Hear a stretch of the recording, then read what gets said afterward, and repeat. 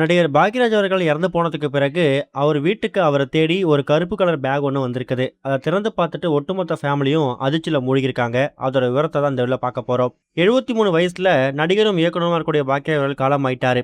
அவர் இறந்து போனதுக்கு பிறகு அவர பத்தியும், அவரோட வாழ்க்கை முறைய பத்தியும் தினம் தினம் புதுசான சில விஷயங்கள பார்த்து வந்துட்டு இருக்கோம். அந்த வகையில அவர் ஜூன் 27ஆம் தேதி இறந்து போறாருன்னா, ஜூன் 25ஆம் தேதி 2 நாளைக்கு முன்னாடி கோவால குஷ்பு மகள் திருமணத்தை அட்டெண்ட் பண்ணிட்டு அதுக்கப்புறம் தான் சென்னை வந்திருக்காரு. கோவாலேருந்து வந்ததுக்கு பிறகு இரவு தூங்க போயிட்டு காலைல எழுந்திரிச்சு வாக்கிங் போயிருக்காரு. வாக்கிங் போனவருக்கு திடீர்னு மாரடைப்பு ஏற்பட்டு அதுக்கப்புறம் வீட்டுக்கு இறந்து போய் தான் வந்திருக்காரு. இந்த மாதிரி சுச்சுவேஷன்ல இப்போ அவர் இறந்து போனதுக்கு பிறகு சென்னை பெசன்ட் நகர்ல அவரோட உடலை மின்மயானத்தை தகனம் செஞ்சிருக்காங்க. சரியாக அவர் இறந்து ஒரு 2-3 நாட்கள் கழித்து அவர் வீட்டுக்கு அவரை தேடி ஒரு பேக் ஒன்று வந்திருக்குது. அப்படியே அந்த பேக்ல என்ன இருந்திருக்கு அப்படின்னா, இவர் இறந்து போறதுக்கு 2 நாளைக்கு முன்னாடி கோவா போனார்ல, அப்படியே அவர் கோவா போயிருக்கும் போது அங்க எடுத்துட்டு போன திங்ஸ், அங்க எடுத்துட்டு போன காஸ்டியூம்ஸ், ட்ரெஸ் இது எல்லாத்தையுமே ஒரு பேக்ல வச்சு எடுத்துட்டு போயிருக்காரு. அங்க குஷ்பு மகள் திருமணத்தை அட்டன் பண்ணிட்டு திரும்ப வரும்போது லக்கேஜ் ரொம்ப பெருசா தூக்க முடியல. அப்பவே அவரோட உடல்ல கொஞ்சம் அசௌகரியம் ஏற்பட்டிருக்கு. அதனால தன்னோட மேனேஜர் கிட்ட கொடுத்து வச்சுட்டு, நீ வீட்டுக்கு வர்றப்ப எடுத்துட்டு வா, நான் இப்போதைக்கு முன்னாடி போறேன் அப்படின்னு சொல்லிட்டு தான் அவர் இறந்து போறதுக்கு முதல் நாள் சென்னையில் கூடிய நுங்கம்பாக்கம் வீட்டுக்கு வந்திருக்காரு.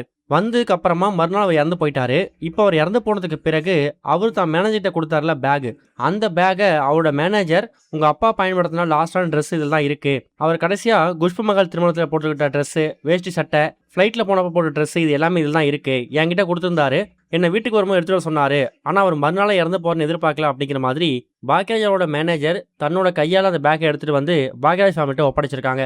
அதை ஓப்பன் பண்ணி பார்த்துட்டு பாக்யராஜ் மகன் சாந்தனுவும் மனைவி பூர்ணிமாவும் தன்னோட கணவர் போட்டிருந்த ட்ரெஸ் இதுதான் அப்படின்னு பார்த்துட்டு பயங்கரமாக கதறி கதறி அழுதுருக்காங்க. தன்னோட கணவர் இறந்து போகிறதுக்கு முன்னாடி ஒரு மிகப்பெரிய ஃபங்க்ஷனில் போட்டிருந்த ட்ரெஸ் அப்படிங்கிற மாதிரியும் அதை பத்திரப்படுத்தி வைக்கிறதுக்கு முடிவு பண்ணியிருக்காங்களாம். இது ஒரு பக்கம் இருக்க, தென்னிந்திய சினிமாவில் இப்போ பிஸியாக நடிகை வலம் வரக்கூடியவங்க தான் கயாடு லோகர், Idhaya Murali, immortal, I am game the paradise, Manjanathi, இது மாதிரி பல படங்களை கமிட் ஆகி நடிச்சு வந்துட்டு இருக்காங்க.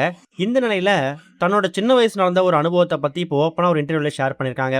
அதில் அவங்க என்ன சொல்லியிருக்காங்கன்னா, நான் 10ஆம் வகுப்பு படிச்சுட்டு இருக்கும்போது என் வீட்டு பக்கத்தில் டியூஷனுக்கு போகிறது என் வழக்கம். அப்போ ஒரு பையன் என்னை யூடிசி பண்ணிட்டே இருந்தான். முதல் நாள் சரி போகட்டும் விட்டுட்டேன், 2ஆம் நாளும் அப்படியே இருந்துச்சு. ஆனால் 3ஆவது முறையும் அவங்க எல்லை மீறி போனது எனக்கு கடுமையான கோபம் வந்துருச்சு. கோபத்தோட உச்சிக்கே போன நான் உடனே அங்கேருந்து ஒரு பெரிய கல் எடுத்து அவன் தலையை வீசிட்டேன். அவனுக்கு உடஞ்சி ரத்தம் வந்துச்சு. உடனே அங்கேருந்து நான் கிளம்பி ஓடிட்டேன். பார்க்கறதுக்கு நான் ரொம்ப சாதுவாகவும் அமைதியாகவும் இருக்கலாம், ஆனால் யாராவது தப்பு செஞ்சாங்கன்னா அமைதியாக இருக்கக்கூடாது, கண்டிப்பாக திருப்பி கொடுக்கணும் அப்படிங்கிற மாதிரி ஒரு அதிர்ச்சியான இன்டர்வியூ கொடுத்து பல பேர் மத்தியில் ஒரு பூகம்பத்தை ஏற்படுத்தியிருக்காங்க கயாடு லோகர். இது வரைக்கும் கனெக்டிங் டிவிக்கு சப்ஸ்கிரைப் பண்ணனா மறக்காமல் சப்ஸ்கிரைப் பண்ணிக்கங்க. உடனடி அப்டேட்ஸ் பெறுவதற்கு நோட்டிஃபிகேஷன் பெல்லையும் கிளிக் பண்ணிக்கங்க.